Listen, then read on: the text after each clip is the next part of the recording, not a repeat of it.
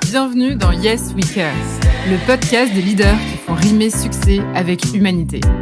Je m'appelle Faustine Durier et j'ai une conviction, l'entreprise de demain est celle qui valorise l'intelligence du cœur au même titre que la performance du chiffre. C'est ce qui m'a poussé à créer Humanside pour proposer des conférences et des formations qui mettent l'intelligence émotionnelle au service du management. Dans ce podcast, je vous emmène à la rencontre de dirigeants qui ont fait le pari du care. L'objectif, vous inspirer, vous donner envie de vous lancer et vous montrer par l'exemple que ce n'est pas parce que les choses sont difficiles que nous n'osons pas. C'est parce que nous n'osons pas qu'elles sont difficiles. Allez, c'est parti! Cet épisode a été rendu possible grâce à notre sponsor WeMind. WeMind, c'est une mutuelle 100% digitale qui va devenir votre meilleur allié pour prendre soin de vos employés. Comment ? D'abord en apportant les meilleures garanties pour vos salariés. La mutuelle rembourse au maximum autorisé par la sécurité sociale et elle inclut tous les besoins de santé spécifiques comme l'optique, le dentaire, même la médecine douce.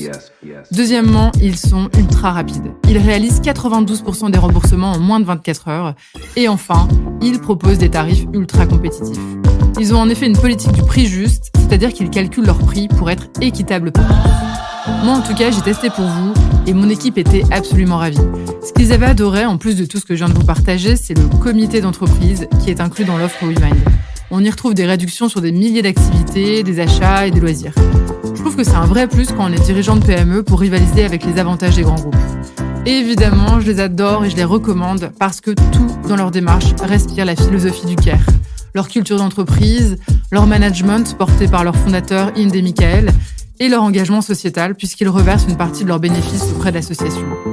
WeMind, c'est donc un choix éthique, malin et judicieux pour vous et pour vos salariés. Yes, WeMind. Bonjour Sylvain. Bonjour Faustine. Merci de t'être déplacé, de venir chez nous, donc sur le podcast de Yes We Care. Je suis extrêmement ravie de t'avoir parmi nous, parce que comme je te le disais un peu en off, ça fait pas mal de temps que je te suis. En fait, je suis avec beaucoup d'intérêt, de curiosité aussi, la perma-entreprise. Même si je me dis, je pense que son nom reste assez évocateur et j'imagine un peu l'idée.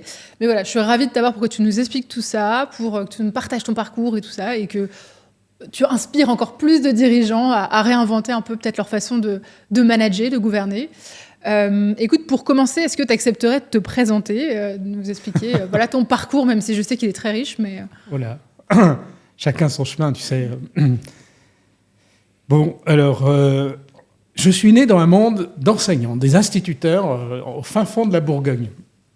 Je dis ça parce que y a sans doute des choses qui me sont restées de ça, notamment cette idée que chez tous les enfants et donc tous les ados ensuite, etc., il y a des choses riches, il y a du potentiel, même si certains n'accrochent pas au système scolaire. Enfin, voilà, c'est quelque chose qui m'a marqué, qui m'a ensuite amené à créer le réseau Étincelle, dont on parlera peut-être. Et j'ai commencé ma carrière professionnelle.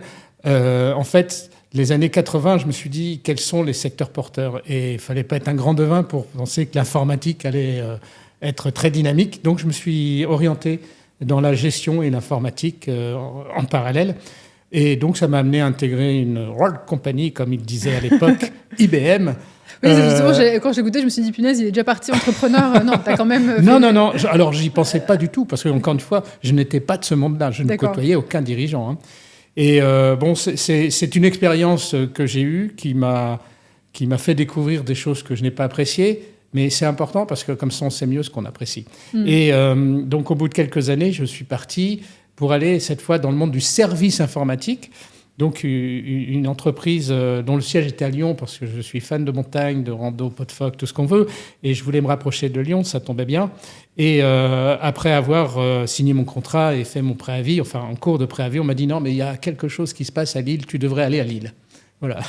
Lille, c'est the spot, évidemment, parce que je suis lilloise. Alors, soit on se fâche parce qu'on dit franchement où sont les valeurs finalement de ces gens-là, soit on se dit mais allez, faut être joueur, ça peut-être justement être une bonne opportunité. Lille, terre d'entrepreneurs, il y a plein d'opportunités. Je sens une Lilloise qui me parle, c'est drôle. Hein.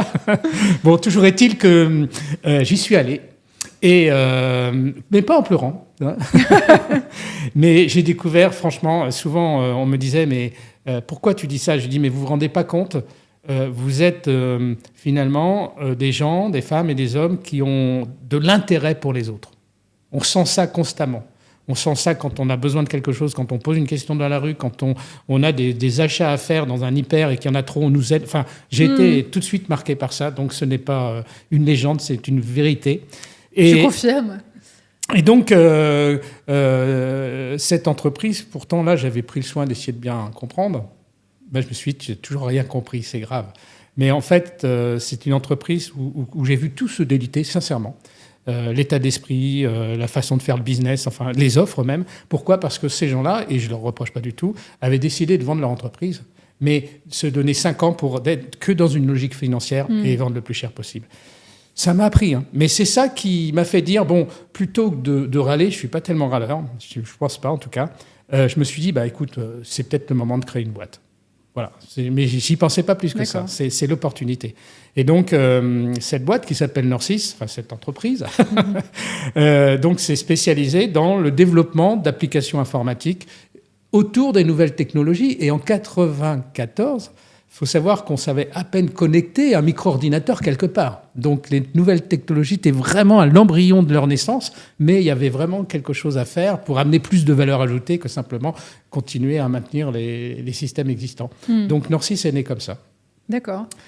Et en fait, c'est rigolo parce que déjà, c'est né finalement parce que tu avais vu quelque chose qui te dérangeait socialement, oui. Dans la gestion d'entreprise. Enfin, tu t'es pas dit, waouh, tu t'es pas juste dit, il y a une niche de dingue sur la partie technologique. Je veux faire mieux parce que je trouve que le potentiel n'est pas exploité comme il faut. La création est vraiment liée à un contexte déjà, en disant, tiens, ça fait 2 fois que tu te trompes. Et puis... avec l'envie d'avoir de la liberté. Ça, c'est clair. Liberté de faire comme on veut, liberté, maintenant je dirais d'innover, parce que je ne savais pas à l'époque, mais c'est vraiment quelque chose qui me tire. Liberté de sortir des normes, des codes établis que j'avais pu découvrir. Voilà, ça m'intéressait. Et puis, le plus important, c'était que je sentais que ça serait une aventure collective.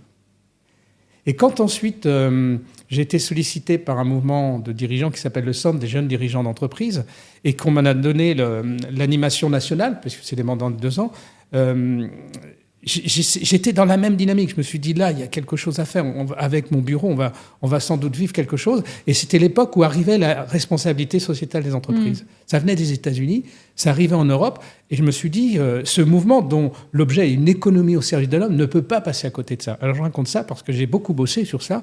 Et j'ai appelé ça la recherche d'une performance globale, quoi. Pas simplement une performance économique, mais sociale et environnementale. On était en 2002. L'environnement, franchement, on en était très très loin. Et pourtant, il y avait bien sûr, les choses se passaient déjà, se dégradaient déjà. Donc ça m'a en fait, au-delà d'embarquer le mouvement dans des expérimentations sur cela, ça m'a surtout donné une grande confiance dans le fait de dire, faut pas hésiter à faire différemment, faut pas hésiter à sortir de la pensée unique. Il y a plein de choses à inventer. L'entreprise peut être performante autrement. Voilà, ça a été un gros levier. Et pourtant, ta boîte fonctionnait bien. Enfin, je veux dire, en soi, tu aurais pu rester comme ça, tranquillou. Tranquillou. Un peu à la façon, on va dire, à la gouvernance classique. Ouais, reproduire ce que tu as toujours eu, un peu. Ouais, tranquillou, aller sur les plages du Nord, toujours ensoleillé. Absolument. Bien sûr. Oui, j'aurais pu. Non, mais parce qu'en fait, c'est tellement... on voit tellement de monde intrigué et qui a envie, pourquoi pas, je pense, d'innover, de faire un peu différemment, qui est aligné avec tout ce qu'on dit, oui. Mais qui ne fait pas le pas, en fait. Parce que c'est courageux, déjà, de faire le pas de vouloir faire différemment. Et on sait que ça va être dur, en fait. Ça peut mettre en péril, éventuellement, ta boîte, parce que tu changes des modèles mentaux qui sont partagés sociétalement. C'est pas évident. Quand on innove, il y a toujours une prise de risque. Dernièrement, j'évoquais le fait que je trouvais que les dirigeants étaient trop artisans. L'artisan, il sait toujours ce qu'il va faire, ce qu'il va produire. Il n'y a pas d'inconnu. Alors que l'artiste, lui, quand il se lance, il ne sait absolument pas où il va aboutir. C'est l'inattendu. Et plus l'artiste est grand, plus on s'aperçoit qu'il sort des codes et des normes établies à nouveau. Et donc, oui, il y a ce côté artiste, entreprendre différemment, innover, et on va venir à la perme entreprise, c'est être face à de l'inattendu. Mais en même temps, c'est exaltant. Moi, c'est ça qui me fait vibrer. C'est le fait de dire, tiens, voilà, il y a une entreprise, c'est une communauté humaine. Même si on est dans un pays où on n'a pas franchement à se plaindre par rapport à bien d'autres, n'empêche qu'il y avait de la fragilité humaine. Il y avait des tas de questions qui se posaient sur voilà, ces modes de vie dans les métropoles qui commençaient à devenir infernales. On voyait les premiers bouchons arriver, enfin tout cela. Et moi, ça m'interrogeait en disant, mais comment faire en sorte pour que ce monde du travail soit complice d'une vie personnelle la plus fluide possible. Voilà, c'est des questions que j'aimais bien traiter. D'accord, donc finalement, ton déclic, c'est un mélange entre cette envie d'innovation que tu as toujours eue, cette exploration que tu as faite un peu avec le CJD, de se dire, en fait, il y a un mouvement de fond qui est en train de sortir et je suis complètement alignée en fait, avec tout ça depuis le début et ça permet de le matérialiser un peu plus. Et puis après, de vouloir un peu équilibrer vie pro-perso, permettre à chacun de bien vivre le travail, en fait. Voilà. Et ensuite, c'est là où, en 2002-2003, j'ai ajouté une troisième finalité, qui est l'environnement, la planète. Parce qu'encore une fois, le GIEC avait déjà tout dit à l'époque.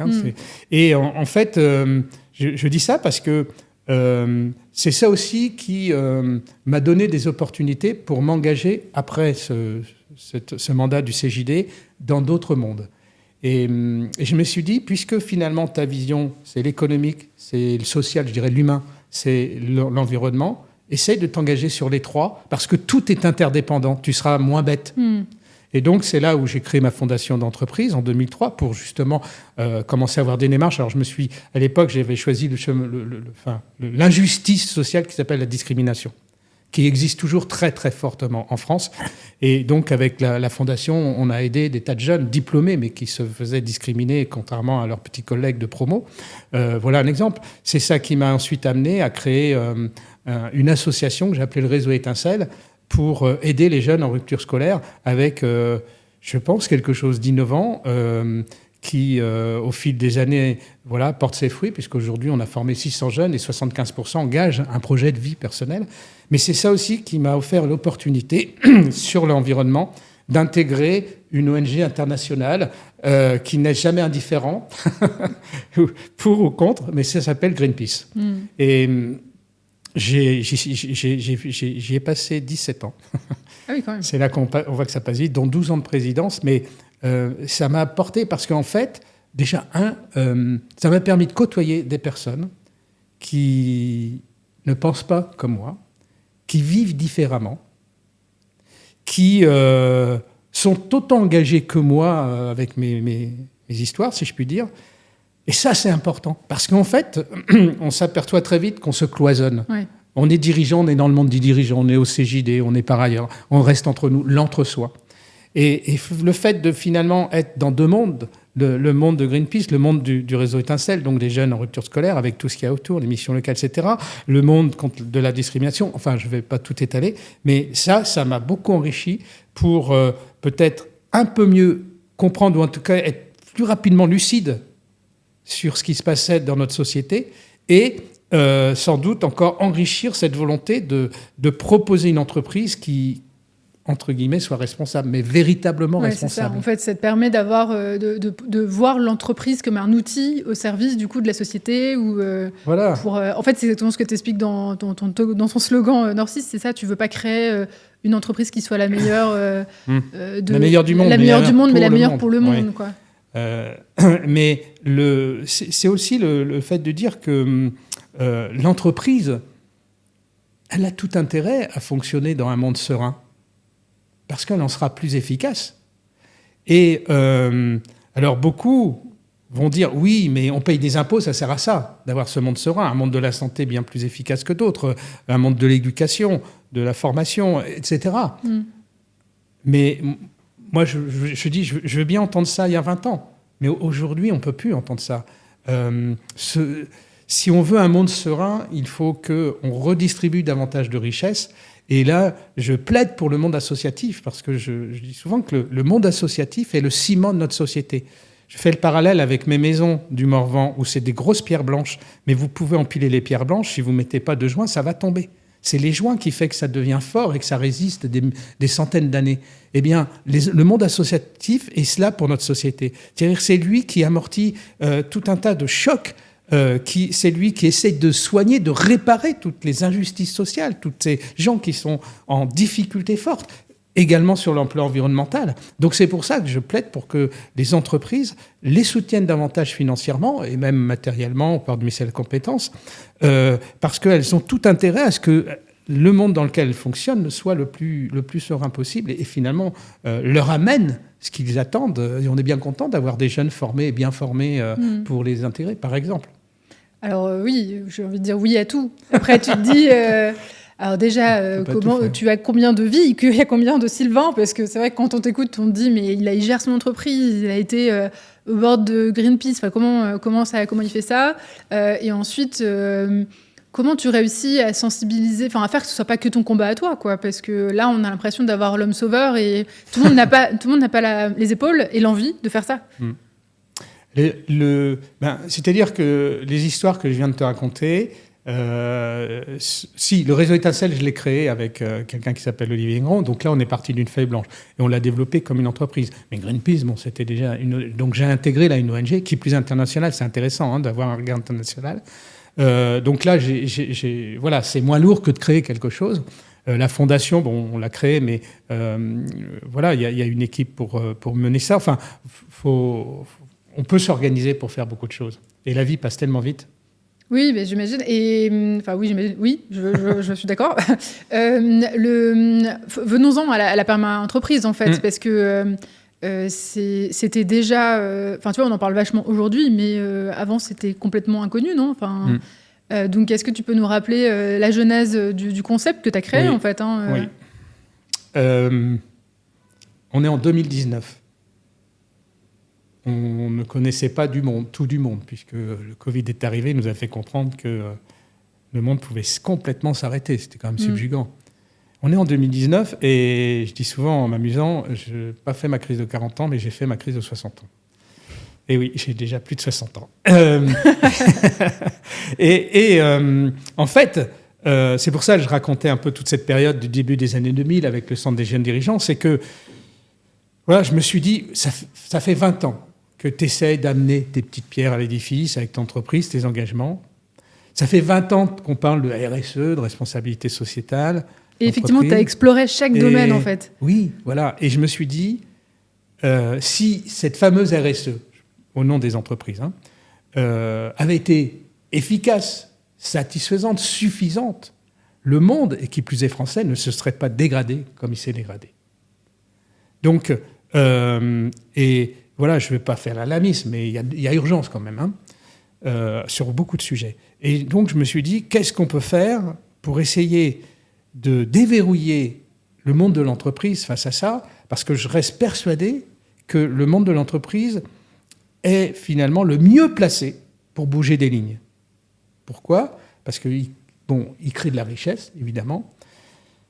Le monde de l'entreprise, quand il prend une décision, c'est rapide, relativement efficace.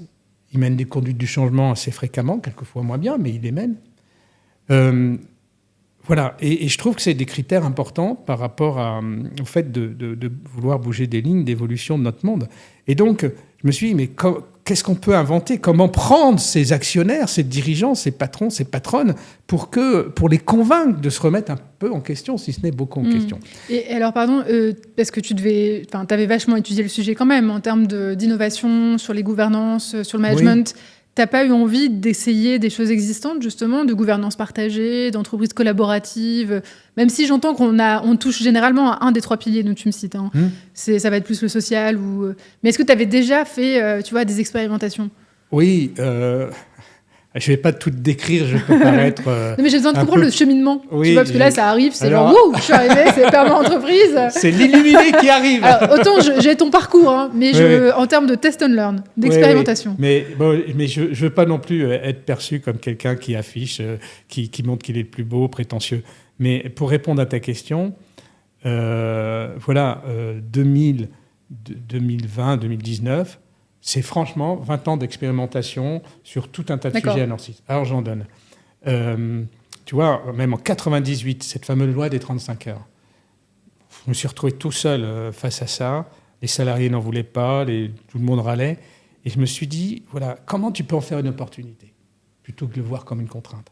Et Donc c'est là où mon réflexe a été de dire, mais qu'est-ce qui peut se passer après les années 2000 ? Ah oui, tiens, l'informatique, il y a un surplus de jobs à faire avec le passage à l'an 2000 et l'euro, mais après, est-ce qu'il ne va pas y avoir des crises ? Parce que ça recrutait de tous les côtés pour faire ce travail. Je te disais tout à l'heure que la vie dans les métropoles me semblait de plus en plus compliquée. J'ai mixé tout ça en disant, bon ben voilà, mon accord 35 heures, on va en faire une opportunité et surtout un projet de vie à Nord-6. Donc on a signé un accord avec 20 jours d'RTT, avec des programmes de formation conséquents. 20 jours de RTT dans mon monde, ça fait 47 jours de congé à Nord-6. Ça reste assez... C'est pas mal, oui. Voilà, pas de l'ordre de l'exception, on va dire comme ça. Mais tu vois, ça, c'était déjà très osé. Et l'équilibre économique, tu l'as trouvé ? Ben oui, on l'a trouvé. Et même en 2002, quand il y a eu l'informatique a fléchi, et il y a même eu plus, il y a eu cette explosion de la bulle Internet, on a fait de la croissance en 2002. Donc ça c'était déjà payant. C'est déjà payant. Après, je t'ai parlé de la fondation créée en 2003. On a créé une filiale au Maroc avant tout le monde en disant, tiens, dans l'informatique, le jour où ça va délocaliser, ça va aller très vite. On est dans l'immatériel, il n'y a pas d'usine à construire. Anticipons ce coup-là. On est allé au Maroc, on n'est surtout pas allé à Casa en se disant tout le monde va se jeter à Casa, c'est la ville économique, etc. On va aller un peu à côté, puis Marrakech, c'est aussi une belle ville de plaisir. Voilà une nouvelle expérimentation. On s'est engagé contre la discrimination et pour l'égalité professionnelle sur les salaires, l'accès à la formation, la promotion homme-femme, pour les plus de 40 ans, les plus de 50 ans, puisqu'on sait que ces gens sont déjà mal vus à l'époque. Eh bien, tout ça s'est mis en place en 2005. Hein. D'accord, donc tu avais déjà plein de petites initiatives. Voilà, en 2007, c'était notre premier bilan carbone, etc. Ouais. Et donc, tu parlais un peu de gouvernance, de management. Oui, ce qu'on a appelé l'entreprise libérée, on l'a étudié et on a fait évoluer les choses en 2010. D'accord. Et en 2004, on a même été intégré à une étude sur le management des jeunes. Hein, et on a pris de l'avance parce que quelques années après, on disait la génération Y, c'est compliqué. On avait anticipé tout ça. Tu vois, donc, oui, ça touche. Donc déjà, vous n'étiez pas sur des hiérarchies classiques descendantes ? Non. Ah oui. Ah non. Depuis. Vous aviez quoi, des cercles, des. Ouais, ça c'est un mot de l'holocratie, mais en fait, si tu croisais des salariés de Nord-6, ils te diraient, on est dans une relation d'égal à égal. Alors des fois, ils vont même. Il n'y a pas de hiérarchie à Nord-6. Si, il y a une hiérarchie, parce qu'il faut bien que quelqu'un décide. Hein. Mais on a mis en place des processus de vote sur un certain nombre de décisions. On pourra y revenir si ça t'intéresse. On a une hiérarchie à plat. Enfin, on a mis en place, il y a 15 ans, un certain nombre de choses comme ça, qui après ont été un peu théorisées par certains. On n'est pas allé jusqu'à l'holocratie, mais parce que moi, je préfère parler de démocratie éclairée dans l'entreprise. Je parlais des votes, etc. Mais éclairée, je pourrais expliquer parce que c'est un peu plus pensé que ça. Mais on a créé une école de managers en 2011 pour justement faire en sorte qu'on ait une vraie préoccupation humaine dans notre management. Et c'est pas si simple que ça. Et quand on recrute des personnes de l'extérieur qui ont des pratiques complètement inverses, pour les faire évoluer le plus vite possible, afin qu'il n'y ait pas trop d'erreurs, ça demande d'y réfléchir, ça demande de l'énergie. Enfin, voilà, on a fait un certain nombre de choses et ça, c'est le parcours de Nord-6 et qui a fait qu'en 2019, je me suis dit, il faut se remettre en question. Oui, enfin quand même. Du coup, tu as plein de choses. T'es hyper avancé quand même sur la partie, donc en tout cas sociale. Tu as déjà cette sensibilité à l'extérieur avec des fondations, etc. Pourquoi elle est encore plus... Enfin, je sais pas. Mais tiens, je n'ai pas cité cet exemple, mais il a été marquant pour beaucoup parce que le télétravail, c'est 2015 chez nous. Ah oui, oui. Donc, je le cite souvent parce que j'explique que le modèle PERMA, c'est vraiment d'anticiper des mutations, des nouvelles tendances sociales, etc. Et si nous, on l'a mis, c'est parce qu'on était en mode PERMA. On se dit, oui, il faut amener de nouveaux dispositifs qui favorisent l'équilibre vie pro, vie perso. On avait avec nos 47 jours de congé déjà des marges de manœuvre, mais là, on apportait quelque chose de nouveau et qui allait être très utile. Et puis, on butait sur le fait de dire comment baisser davantage notre bilan carbone. Donc, ce cumul des deux raisons a fait qu'on s'est dit, on fonce sur le télétravail, mais on fonce au sens, on y va, on expérimente, on regarde ce qui se passe bien, ce qui se passe moins bien, on fait de la conduite du changement, on se met en écoute des uns et des autres. Et voilà, le 16 mars 2020, on n'a pas été surpris. On y était déjà à 40%. Bon, alors que tu as vu ce qui s'est passé. Absolument. Il y a des tas de boîtes. Certains, on n'a pas d'ordinateur portable qu'on peut faire. Ah, puis nos infrastructures. Et puis une fois que les salariés étaient équipés, bon, allez chez vous, débrouillez-vous. Conduite du changement quasi à zéro, ce qui a amené de la fragilité humaine. Donc, tu vois, tout ça, c'est des ingrédients. Absolument. Et donc, la perma-entreprise, c'est ce qui t'a permis d'avoir du lien autour de ça, de pouvoir avoir un modèle qui puisse passer à l'échelle, c'est ça Oui, bravo. En fait, la perma-entreprise, donc mon idée, c'est qu'est-ce que c'est déjà ? Voilà, tu vas pouvoir nous le dire. Voilà. Mais tu me disais tout à l'heure, le chemin, c'est que je me suis dit, pour convaincre ces actionnaires, ces patrons-patronnes, etc., il faut arrêter de leur parler de la RSE. Déjà, on tourne un peu en rond, à mon sens.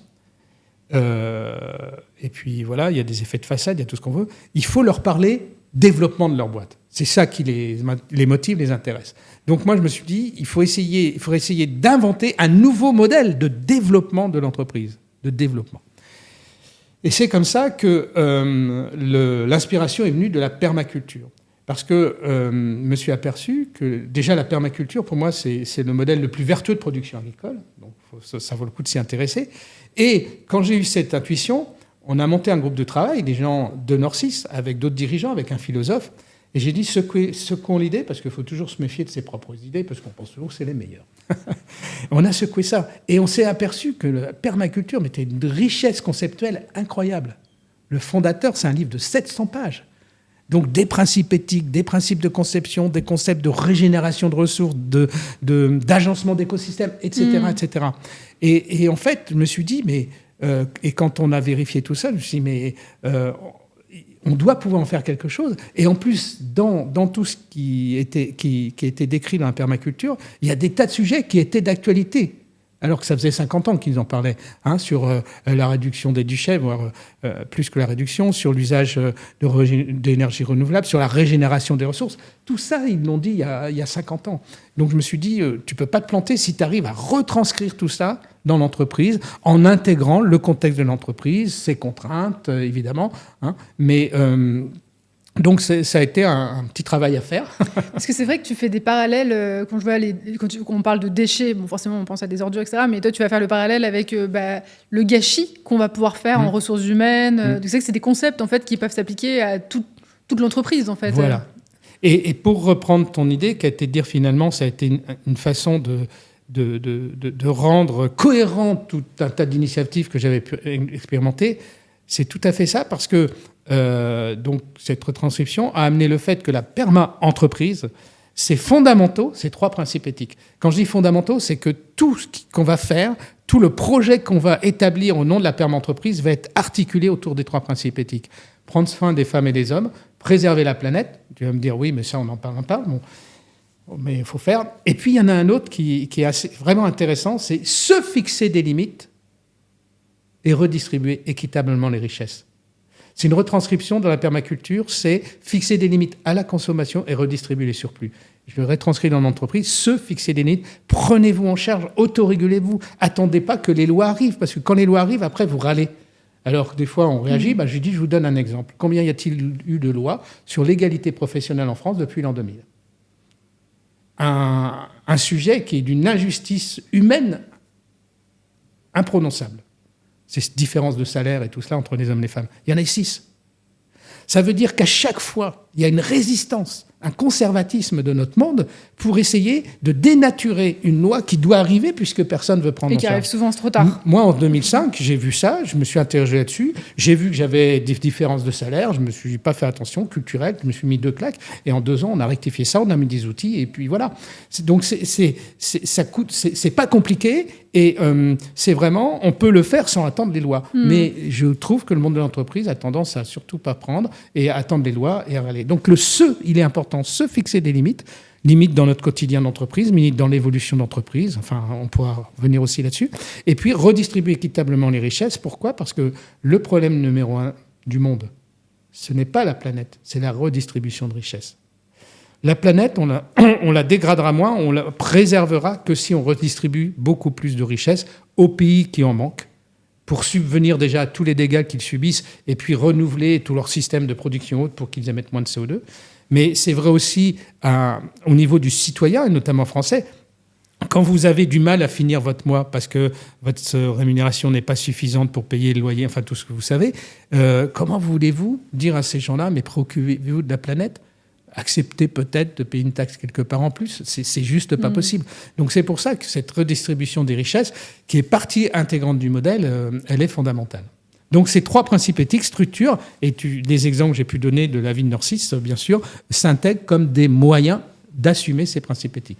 Je me disais, effectivement, les limites, on n'a pas trop tendance à en parler dans une entreprise où on est toujours sur un vocabulaire de croissance, de développement, un peu de non-stop, en fait. Donc, jusqu'à ce que ça craque, quoi, effectivement. Oui, et puis c'est intéressant parce que ça fait aussi progresser l'entreprise. Et d'ailleurs, nous, suite à ça, on a créé notre conseil d'éthique où tout salarié peut dire « Tiens, je ne comprends pas ce qu'on fait en ce moment. Je pense que ce n'est pas aligné sur un ou nos 3 principes éthiques. Prenez position. » Donc ça peut toucher, se fixer des limites. Alors celui-là, il nous amuse parce qu'en janvier 2010, le 7 ou 10, 2020, pardon, là, en janvier 2020, on avait fait un audit de toutes nos agences par rapport à notre modèle perma-entreprise et on avait des idées à débattre et à faire voter. Et on avait, par exemple, voté le fait de ne plus prendre l'avion si on pouvait se déplacer en moins de 6 heures autrement. C'est une limite. Donc là, c'est une limite dans le fonctionnement. Mais vous pouvez avoir aussi une limite par rapport à des pratiques d'entreprise. Vous pouvez avoir une limite, je ne vous les donne pas par hasard, hein, par rapport à une entreprise qui fait tout pour ne pas payer d'impôts en France. Hein, et comme je dis, c'est la double peine pour ceux qui en payent. Vous pouvez avoir une limite par rapport à des fournisseurs. Vous pouvez avoir une limite dans la croissance. Parce que cette croissance peut générer... En fait, ça fait un peu les limites pour se rappeler ses valeurs, en fait, un peu, pour être aligné, en fait. Oui, être aligné, c'est vraiment le mot. Et d'ailleurs, souvent, c'est un retour que font des salariés qui sont dans un mode perma-entreprise, c'est qu'ils trouvent que tout est aligné. Limite, quand je dis limite par rapport à la croissance, je ne pousse pas à la décroissance, hein, parce que c'est les gros débats. Moi, je pousse la croissance qui est alignée sur les 3 principes éthiques. Si tu as un produit qui permet de mieux prendre soin des femmes et des hommes, fonce. Si tu as un produit qui permet de mieux préserver la planète, fonce. Mais les deux en même temps, parce que c'est pas l'un ou l'autre. C'est ça aussi qui pose problème. Par contre, si ton produit, je suis désolé, ne permet pas de mieux préserver la planète, il faut que tu te remettes en question. Oui, donc moi, ma vision, c'est croissance d'un côté, décroissance de l'autre. D'accord. Et donc là, tu découvres ce concept qui fait sens avec tout ce que tu as un peu mis en place depuis le démarrage. Et qu'est-ce qui se passe ensuite, en fait Parce qu'en plus, j'ai vu que tu avais déjà fait Bicorp. Enfin, je me dis, en fait, il n'y a pas de limite, justement. Alors, 2 questions en une. Je vais faire 3 réponses en 2. Non. Tu es libre de faire ce que tu veux, pas de limite. Alors, ce qui est intéressant, c'est que ce modèle perma-entreprise, avec tous ses ingrédients, et la méthodologie, parce que ça aussi c'est important, c'est qu'on voit quelquefois des idées nouvelles, mais il n'y a jamais la méthodologie qui est proposée. Ces idées nouvelles naissent par des gens qui se disent « je vais peut-être pouvoir gagner ma vie avec », donc je ne le critique pas. Mais nous, ce qu'on a voulu, on a dit ça, on le donne. C'est en libre service. Alors, il faut acheter le livre malgré tout, mais ce n'est quand même pas un investissement démesuré. Donc, ce modèle-là, tout le monde peut s'en emparer et a pu s'en emparer. Néanmoins, on nous a dit assez vite, ce serait bien de faire une école pour davantage nous former au modèle perma-entreprise, pour qu'on se muscle. Donc, c'est ce qu'on a fait il y a maintenant 2 ans. Et on a essayé aussi de créer un collectif de boîtes qui déroulent. Ça y est, elles ont créé leur projet perma-entreprise et maintenant elles le mettent en œuvre. Un collectif qui regroupe aussi ce qu'on appelait les perma-leaders, donc ces personnes qui ont suivi les écoles, qui se sont formées, qui sont capables d'accompagner, ce sont des consultants des entreprises ou des personnes qui sont dans l'entreprise qui vont porter le projet. Bon, tout ça, ça s'est mis en place peu à peu. Et ça, c'est limite devenu un business pour vous ou pas ? Non.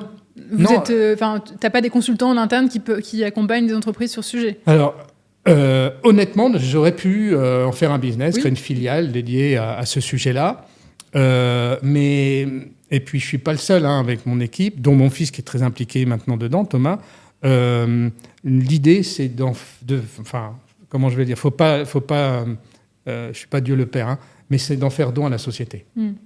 Pour que ça se propage encore plus vite, quoi. Oui, puis parce que on gagne notre vie avec ce qu'on fait, c'est bien. Notre monde manque profondément de générosité, profondément. Donc, il faut savoir donner de temps en temps aux autres. Et je dis pas que les formations sont gratuites, mais elles sont à prix coûtant, point. Hein, ça nous est arrivé 2, 3 entreprises ou associations, parce que les associations peuvent dérouler ce modèle, perma-association, de les accompagner, mais même modérément, en disant le but, c'est vraiment de vous lancer, puis après, allez-y. Voilà. Mais donc, on est dans cette posture-là et on reste dans cette posture-là. Donc ça, c'était la réponse à ta première question. Ouais, désolée, parce que j'arrête pas d'enchaîner, mais en fait, plus tu parles, plus j'ai de nouvelles idées, de nouvelles questions. Et en fait, je me disais, là, par exemple, qui sont les personnes qui viennent vous voir aujourd'hui pour se former ? Pour se former ? Ouais. Eh bien, ce sont des consultants ou des consultants de cabinet ou Il n'y a pas de dirigeants ? Non. Ce sont des dirigeants. Alors, on va faire la promotion, là, les dirigeants, ce faut y sont aller, des dirigeants et ce sont éventuellement des personnes d'entreprise qui vont porter le projet perma-entreprise au nom de leur entreprise. C'est-à-dire que le dirigeant dit, moi, je n'ai peut-être pas le temps, enfin, etc., mais ont identifié une ou plusieurs personnes. Donc, voilà, il y a les deux mondes. Hein. D'accord. Et alors, pardon, juste si tu peux redire en une phrase la perma-entreprise. Oui. Non, mais parce que comme c'est de ma faute, hein, on part dans plein de sens, Ouais. mais je veux être bien sûr que tout le monde ait la bonne définition et s'ils doivent justement en parler autour d'eux. La perma-entreprise, c'est donc un modèle qui permet de développer son entreprise en ayant un système de production qui prenne soin des femmes et des hommes et qui préserve la planète, ce qui nécessite de se définir quelques limites. Très bien. Donc, comme ça, il y a le pitch, tout le monde peut en parler autour de soi et peut se lancer. Voilà, c'est et ça. alors, moi, ce que j'ai trouvé effectivement hyper intéressant, c'est que tu le compares, enfin, c'est que, effectivement, il y a une méthode. Tu vois, quand tu dis c'est comme du design thinking, Oui. Design thinking, c'est une méthode d'innovation. Enfin, une fois qu'on l'a, c'est bon, on peut y aller en fait, et ça marche pour plein de choses. Et là, c'est de se dire que c'est à portée de main en fait, entre guillemets. Enfin, faut le faire, hein. Mais on peut le tester, quoi. Ah, franchement, dans les entreprises qui y sont allées, il y en a, ils ont acheté le bouquin, ils ont déroulé. Et franchement, après on pourra parler du temps qu'il faut, etc., mais dans des conditions vraiment très efficaces. Puis, donc c'est que ça peut se faire. Ce sont souvent des entreprises qui ont déjà une culture du changement, une culture de la méthodologie, du collaboratif. Il y a des entreprises qui sont éloignées de ça, et c'est celles-là qui vont avoir besoin d'un accompagnement, et peut-être d'y aller par des étapes un petit peu moins rapides, hein, parce que justement, il y a du changement à faire.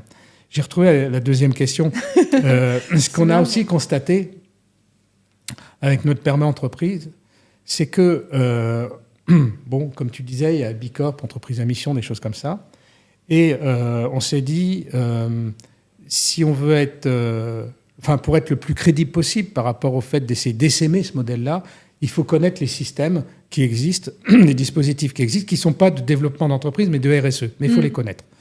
Et rien de tel que pour les connaître, de rentrer dedans. Donc oui, je ne sais plus quand, on s'est fait certifier Bicorp.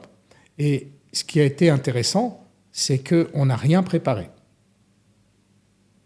Et quand tu sais que des entreprises qui veulent Bicorp, c'est 12-18 mois de travail, on n'a rien préparé. Ça veut dire que la perma-entreprise, c'est un modèle tellement complet, exigeant par des objectifs d'impact imposés, que finalement, on a tous les ingrédients.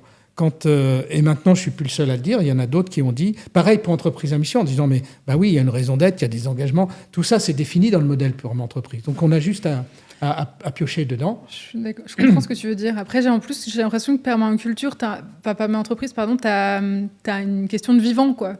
C'est un audit, Bicorp, c'est génial, hein, je pense que ça te donne ça t'aide, ça t'aiguille. Mais je trouve que ce qui est intéressant avec la perma-entreprise, c'est que tu as cette idée de mouvement continu, quoi, d'anticipation.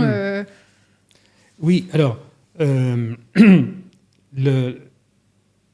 la perma-entreprise pousse effectivement à s'interroger sur les mutations et les tendances, comme je te le disais tout à l'heure. J'ai donné quelques exemples de tendances sociales, notamment maintenant les mutations technologiques, ça n'arrête pas. Ça pousse à anticiper ça. Ça ne veut pas dire qu'on peut tout faire, qu'on va trouver comment anticiper, mais ça pousse à cela. La deuxième chose, c'est que quand on déroule la méthodo, on va se dire, ben voilà, il faut que tu définisses ta raison d'être. Ou alors, si tu en as une, que tu l'étudies pour voir si elle est bien alignée sur les 3 principes éthiques. Et franchement, il y a beaucoup de raisons d'être, ce n'est pas le cas. Après, on va te dire, voilà, il y a plein d'outils pour que tu définisses tes enjeux de court et de moyen terme. Exemple de Norcis, un enjeu qui est d'être reconnu comme une entreprise, une ESN, une entreprise de services numériques de haut de gamme dans son domaine. C'est un enjeu purement de produits, d'offres, de services, donc business, on va dire. Mais on a un enjeu qui est de faire en sorte que les collaborateurs soient en énergie positive de manière régulière en s'appuyant sur des leviers qualité de vie. Tu vois, c'est des enjeux qui touchent nos principes éthiques. Quand tu as défini tes enjeux, tu vas dire, finalement, qu'est-ce que je fais aujourd'hui qui pousse à ces enjeux-là ? Et puis tu vas dire, est-ce que je peux faire d'autres choses en plus ? Donc c'est ce qu'on va appeler des projets actions. Et ce qui va se passer, c'est que pour les projets actions, le modèle va te dire, donne-toi des objectifs d'impact. Et pour qu'on puisse être acteur d'un changement, si on est très nombreux à être perma, j'y rajouter des objectifs d'impact imposés. Exemple sur les réductions d'émissions de CO2 par salarié, par million de chiffre d'affaires. Exemple sur les écarts de salaire. Pour prendre exemple sur le télétravail pour ceux qui peuvent en faire, parce que c'est vraiment une source de réduction d'émissions, etc. Donc tous ces objectifs d'impact imposés ou qui sont liés au projet de l'entreprise qu'on va avoir, ça forme un référentiel. Comme Bicorp a son référentiel RSE. Voilà. Et donc ce référentiel-là, ce qui est génial, c'est que c'est le tien. C'est celui de ton entreprise. C'est celui qui est lié à ton secteur d'activité et à tes contraintes et à ton monde. C'est pas quelque chose de normalisé qui est le même pour toutes tes boîtes. Je comprends ce que tu veux dire avec la RSE. C'est pas le pilier à côté, en fait. C'est ta boîte. C'est ta boîte. Et donc, ce qui est intéressant, c'est que du coup, tu peux en faire un véritable outil de pilotage de ta boîte. Donc nous, c'est simple. Comme je te disais, tous les 2 ans, on fait un audit de tous nos sites, en France et au Maroc. Il n'y a pas de raison. Et ça fait quoi ? Du coup, ils ont un résultat et ils peuvent voir comment bâtir une feuille de route pour progresser sur des voyants rouges ou oranges. Et c'est comme ça que tu es en changement permanent, pour reprendre ton idée. Et c'est là aussi où, quand on fait ces audits, on fait émerger des idées qu'on va faire débattre et voter. Par exemple, là, le dernier, on a fait voter le fait que dans tous nos organes de gouvernance, le CODIR, le Conseil d'éthique, la Fondation, le CSE, etc., il y a au moins un ou une jeune de moins de 30 ans. OK. Pour rester connecté à la vraie réalité. Ça fait le lien avec mon autre question. C'est quoi la vie d'un salarié de perma entreprise ? C'est-à-dire en quoi elle est différente d'un salarié de chez IBM ? Alors, je vais avoir des coups de fil d'IBM bientôt. Pardon, d'une entreprise classique, on va dire. Faudrait leur demander, tu sais. Parce que je me demandais, est-ce qu'eux, ils parlent d'une entreprise d'une perma-entreprise, ou est-ce qu'en fait, c'est juste tellement incarné, enfin, tu vois, ils voient même pas la différence, pour eux, c'est normal, en fait. Je vais répondre au nom du collectif des perma-entreprises, pour sortir un peu de Norcis. Et même des associations qui sont en mode perma. Oui, je peux dire à l'unanimité, ce sont les mots qui ressortent. Ça crée de l'énergie dans notre boîte.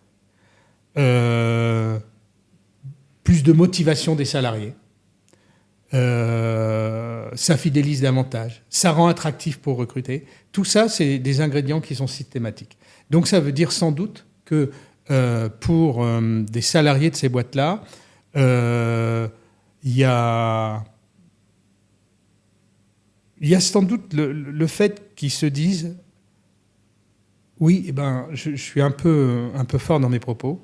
Pour une fois, je suis dans une entreprise qui fait vraiment quelque chose pour le monde et qui le fait avec ambition et avec fort engagement. Et ça, avec ce modèle-là, ça se voit tout de suite si tu n'es pas authentique, si tu fais semblant. Ça se voit immédiatement parce qu'il est tellement exigeant que... et je crois que c'est ça qui se passe chez les salariés, c'est que ils ont cette perception-là et en contrepartie, évidemment, l'entreprise y gagne en performance, c'est clair. Et donc, ça veut dire que... Enfin oui, vous le mettez vachement en avant, par exemple, au niveau du recrutement. Un mercenaire ne peut pas rester longtemps dans ce genre d'entreprise. Chaque collaborateur devient un peu un ambassadeur. Ou c'est plutôt chaque filiale a un peu sa culture différente. En fait, moi, je dis toujours que le collaborateur, la collaboratrice, elle est libre de tout à Norcis. Elle est libre de s'intéresser à la fondation ou pas. Elle est libre de discuter, d'échanger sur le modèle perma-entreprise ou pas. Elle est libre d'être dans le conseil d'éthique, d'être dans un panel démocratique, c'est-à-dire participer à des processus ou pas. Donc, il faut laisser à chacun. On ne fait pas le bonheur des gens. Il faut donner des ingrédients et puis laisser à chacun le fait de dire tiens, ça me plaît, ça va me rendre heureux dans l'entreprise ou pas. On ne peut peut-être pas répondre à tout le monde. Enfin, en tout cas, moi, c'est ma vision. Donc, je crois que les collaborateurs de Norcis, c'est un petit peu comme ça qu'ils ressentent les choses. Et puis, il faut aussi se dire que les mondes sont différents. Je crois que le monde, par exemple, des développeurs informatiques n'est pas le monde des spécialistes en ressources humaines. Parce que si on fait un métier, au départ, c'est parce qu'on a une appointance, on a une envie, on a un intérêt fort. Donc, si on fait des ressources humaines, c'est parce qu'on a peut-être un intérêt pour les autres plus fort que... Donc, il faut aussi tenir compte de ça. C'est-à-dire qu'il y a des populations qui réagissent plus fortement que d'autres. Mais il ne faut pas les juger positivement ou négativement. Il faut juste comprendre que chacun sa vie, quoi. Donc, il n'y a pas d'objectif individuel en lien avec les piliers. Il n'y a pas ça. Et donc, tu vois des populations qui sont plus réceptives ? Voilà, exactement. Et je le vois maintenant qu'il y a un certain nombre de perma-entreprises. Je pense une entreprise qui s'appelle Cerda, dont l'activité est dans le domaine de la digitalisation, de la gestion du documentaire, etc. Donc il y a des consultantes pour faire ça, qui a un organisme de formation lié à ça, et puis qui a des journalistes, puisqu'ils publient depuis 40 ans un mensuel autour de ces sujets-là. C'est une population qui est complètement différente, et donc je trouve plus réceptive globalement que dans l'entreprise Norcis. D'accord. Voilà. Et c'est quand même intéressant, parce qu'une ESN, tu es sur un marché ultra compétitif. C'est quand même, à la base, pas des personnes très fidèles parce qu'elles ont des offres toutes les 2 secondes. C'est hyper compliqué de les fidéliser parce que généralement, ils ne sont même pas sur site et ils sont chez les clients. Donc, ils n'ont aucun sentiment d'appartenance. Donc, toi, ça a fait une différence de dingue, en fait, d'avoir ce type de... d'avoir lancé la perma-entreprise. On croirait que tu as travaillé dans une ESN. Je connais un peu, oui. Non, mais moi, ça fait longtemps que je travaille sur ces sujets-là. Et je sais que l'ESN, tu vois, on n'arrivait pas... Il y a des sujets, je pense, de dirigeants, en fait, clairement. Mais je comprends qu'on ne se sente pas forcément attaché à son entreprise si on vit 80% de son temps dans une autre. Et je te remercie de ça parce que j'aurais peut-être oublié de dire une chose importante, c'est que comme je te le disais, ma volonté, c'était de proposer un nouveau modèle de développement pour convaincre le monde des dirigeants et autres. Mais la deuxième chose, qui est tout aussi importante, si ce n'est plus, c'est de leur montrer qu'une entreprise en mode perma va être plus performante sur le plan économique. Alors, comment ça marche ? Alors que beaucoup disent, oui, tout ça, la RSE, ça coûte cher. Ça. Comment ça marche ? C'est que j'essaie d'expliquer qu'avec ce modèle-là, on va créer un cercle vertueux, qui ne sera pas le même en fonction des entreprises, en fonction de leur taille, de leur secteur d'activité. Si je prends celui de Norcis, on va se dire, ouais, attends, ce gars-là, il fait 20 jours de TT en plus de 27 jours de congé. Le grand sport national dans le monde des ESN, c'est de facturer le plus grand nombre de jours par collab. Ils sont à 20 jours de moins. On est à 20 jours de moins que les autres. Comment il fait ? 20 jours, c'est 10% de résultat, il ne peut pas. Oui. Mais maintenant, rien que ça. Et puis, ce que fait le modèle, je dis, tiens, mais en fait, c'est quoi votre taux d'absentéisme ? Ah, d'accord. Moi, c'est 3 jours. Et ça fait très longtemps que ça reste autour de 3 jours par collaborateur. Dans le monde privé, c'est 15 à 17, disent beaucoup de journalistes. Donc là, je vais peut-être déjà récupérer la moitié de mon retard, au sens financier, résultat financier. Après, tu l'as cité, qui plus est dans le monde informatique, ça fait 10 ans qu'on est dans des pénuries qui ne font que s'accentuer. Turnover énorme. Il est de 25 à 30% en 2023. Quelle que soit la taille des ESN, on est à 12%. Turnover, ça s'appelle des coûts cachés. Le coût pour recruter, le coût d'impact chez le client qui va vous dire tu me changes d'équipe, faut pas me facturer pendant 1 ou 2 mois, etc., etc. J'ai déjà rattrapé mon retard. Et puis après, dans ce cercle vertueux, ben oui, il se trouve que le modèle PERMA est vraiment attractif pour beaucoup. Donc, on va faire des économies de recrutement. Ouais. On va, tu vois, et là, je commence à être meilleur. Et puis, le modèle PERMA va aussi pousser à aligner nos offres, donc nous, c'est des offres de services, aux principes éthiques. Tiens, alors pour nous, ça a été de faire en sorte qu'il y a quelques années, on intègre vraiment de l'éco-conception dans le développement de nos logiciels, que dans nos écoles métiers, puisqu'on a des écoles pour chaque métier, on intègre ces modules-là. Et ça, c'est anticipé, et ça peut permettre finalement d'anticiper un marché et de gagner plus à un moment donné. Voilà, c'est ça un cercle vertueux.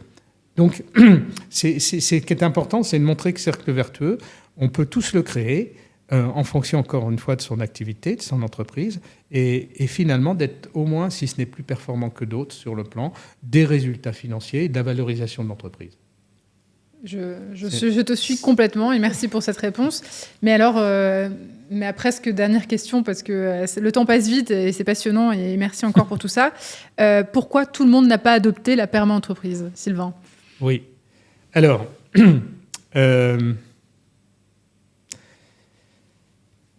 parce que c'est un modèle qui fait peur. Pourquoi il fait peur ? Parce que il est nouveau. Parce que il remet en cause l'entreprise. Et tu vois, là, on est dans des fauteuils, c'est confort. Et tu remèdes a peut-être tendance à privilégier le confort au déconfort. Parce que sans doute que les dirigeants et les actionnaires manquent d'audace. Alors, il y a des actionnaires qui sont audacieux quand il s'agit de dire « Tiens, je vais miser sur cette start-up parce que peut-être qu'après-demain, il y aura de l'argent ». Mais quand il s'agit des sujets dont on parle, ils sont peut-être un peu moins audacieux. Parce que, je disais que dans le modèle, il y avait des objectifs d'impact imposés. Oui, ça peut faire peur. L'écart de salaire. Oui, il faut revenir sur des choses qui étaient réduire un peu, vraiment son bilan carbone acquise, et investir pour redistribuer un peu plus de richesse, tout ça, ça fait peur. Mais tu vois, si dans le modèle PERMA, il n'y avait pas ces objectifs d'impact-là, on peut être des milliers, on ne change rien au monde. C'est vraiment ça qui fait. C'est ces engagements-là qui sont poussés, qui sont exigeants. Et ça, voilà, ça fait peur. Ça pousse à un mode de pensée différent. Donc, je pense que c'est les ingrédients du frein. Et tu ne penses pas que la prochaine génération de dirigeants sera celle de la PERMA entreprise ? Parce que, comme tu le dis, j'ai le sentiment que les salariés de demain ne vont pas trop accepter les conditions d'aujourd'hui, si tu veux.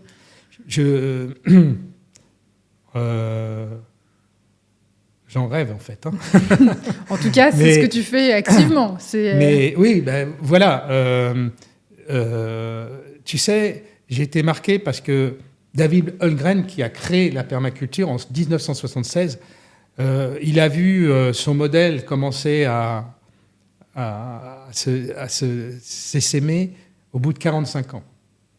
Ouais. Alors lui, il s'est pris à 24-26 ans pour ça. Moi, tu vois, j'ai eu 60 ans quand j'ai lancé mon modèle. Donc je suis un peu inquiet quand même. Non, mais voilà, je me suis aperçu avec mes mandats, notamment au CJD, que de nouvelles idées. Le CJD, à mon époque, on a été les promoteurs du fameux CSE, le Conseil social économique. On en faisait la promotion très forte à l'époque, et tu vois, il est arrivé 15 ans après. Donc, il faut aussi accepter que des idées nouvelles qui déstabilisent finalement, elles mettent un certain temps. Hein. Donc, est-ce qu'on a fait suffisamment pour bien mettre les bases d'un essaimage ? On a fait au mieux. On a fait au mieux parce que, bon, on n'est pas si nombreux que ça, hein, et on ne peut pas tout faire. Mais effectivement, je me dis que si c'est triste ce que je vais dire, Mais si des catastrophes arrivent, ça va faciliter la mise en place du modèle perma-entreprise. Peut-être que le Covid, déjà, ça a permis de revoir pas mal de choses. Hein. Eh bien, oui, c'est ça. Et ça, c'est la première chose qu'on m'a dit. Wow, ton modèle et tout, tu as pensé avant. Je dis non, le Covid, j'ai pas pensé avant. Mais, tout était programmé. Mais ça a aidé, évidemment. Hein, et comme la permaculture, depuis 5 ans, 6 ans, 7 ans, voilà, on en parle, se démultiplie parce qu'on a vu qu'il y a des tas de maladies qui arrivent en permanence et des graves maladies à cause de cette mauvaise alimentation. Donc, le cancer qui se démultiplie sans cesse, c'est une catastrophe. Donc, tu vois, mais j'aimerais convaincre que les boîtes y allent par conviction et non pas par obligation. Hein. C'est pour ça qu'on ne veut pas en faire un label du modèle PERMA. C'est chacun son référentiel. Et puis, voilà, en tout cas, pour l'instant, je suis une période où il faut convaincre. Faut pas essayer de mettre en place des dispositifs de valorisation. Oui, puis c'est tellement dépendant quand même du chef d'entreprise, enfin du dirigeant. Des actionnaires. C'est eux quand même les premiers décideurs. Hein. Alors, quand tu es dirigeant actionnaire... Il faut porter le message quand même. Quand tu es dirigeant, il faut être aligné. Il faut accepter... Oui. Il faut accepter de ne plus avoir d'écart de salaire, de laisser peut-être sa place en bas du bureau. Enfin, il y a un sujet autour du pouvoir quand même, à mon avis, à gérer. Oui, bien sûr.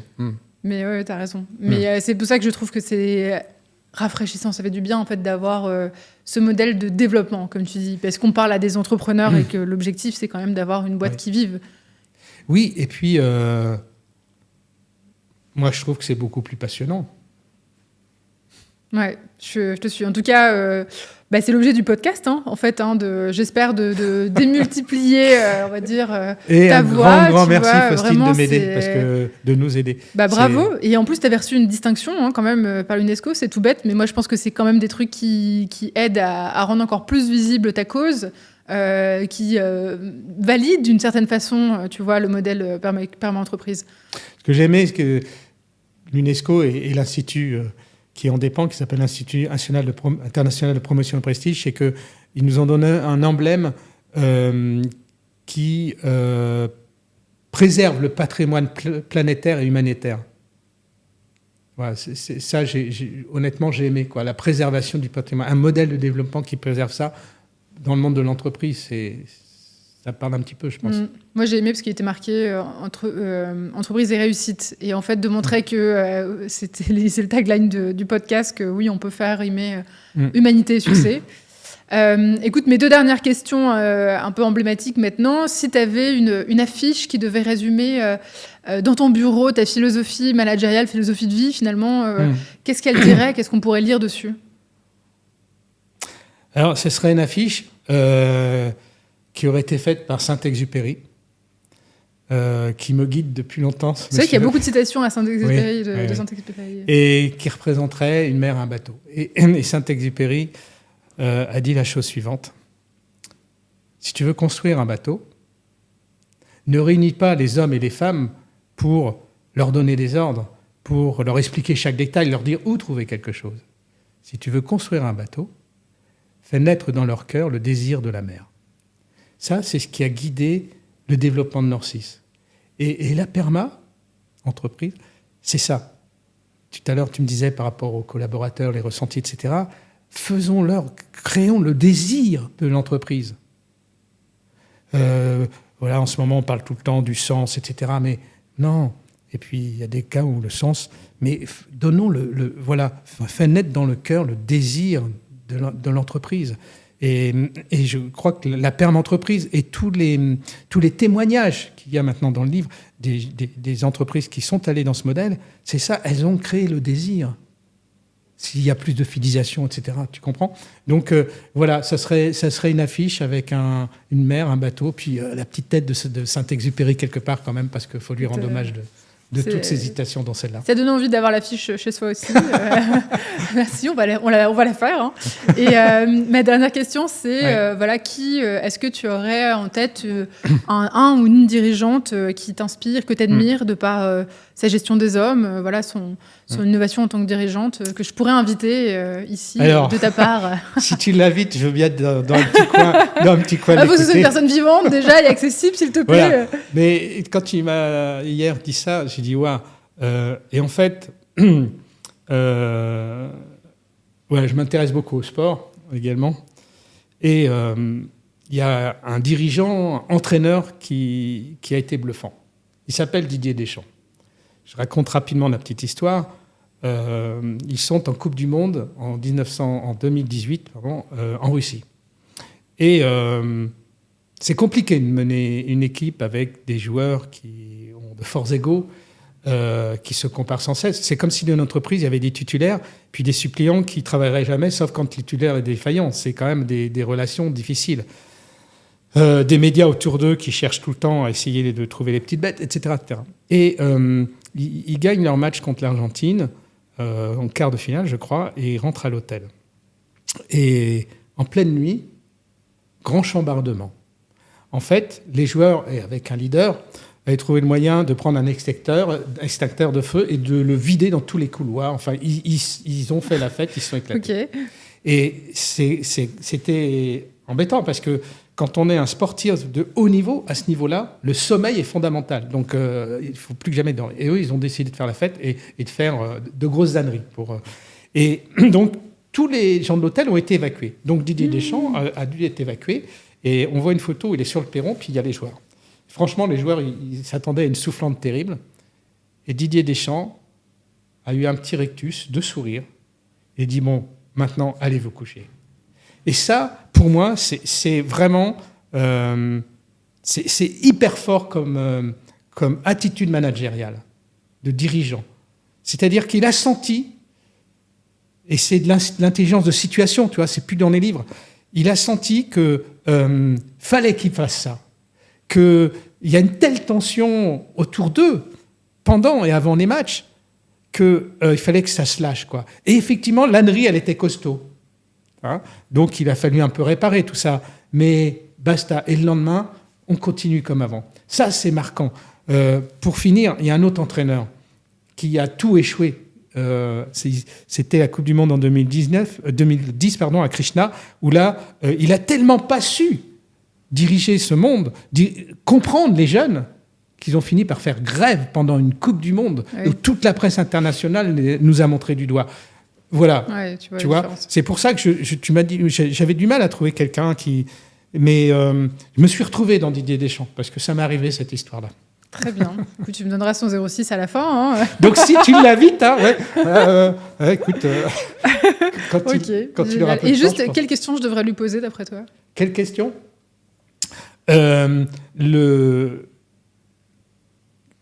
Comment, finalement, arriver à toujours se remettre en question, parce que c'est ça, en plus, à chaque compétition, c'est une remise en question, à toujours se remettre en question, qui plus est par rapport aux générations qui sont très bouleversantes. Aujourd'hui, moi, à Norcis, un chef de projet de 30 ans dit « je ne comprends pas les jeunes de 25 ans là, qui sont autour de moi hein. ». Donc, ça va très, très vite, tout ça, les évolutions. Donc, ce serait comment, dans un contexte comme ça, arriver malgré tout à avoir une ligne de conduite fixe qui emmène loin. Voilà. Okay. Qui emmène loin. Ça me donne envie de l'inviter encore plus. Bon, merci infiniment, Sylvain. Écoute, on invite tout le monde à acheter ton livre parce qu'effectivement, tu as tout dedans. Après, il n'y a plus le cas. Mais je trouve qu'il était vraiment très agréable à lire. Donc, bravo. Merci pour ce que tu fais. Et écoute, j'espère à bientôt, qui sait, pour une suite. Ah bah moi, je veux bien.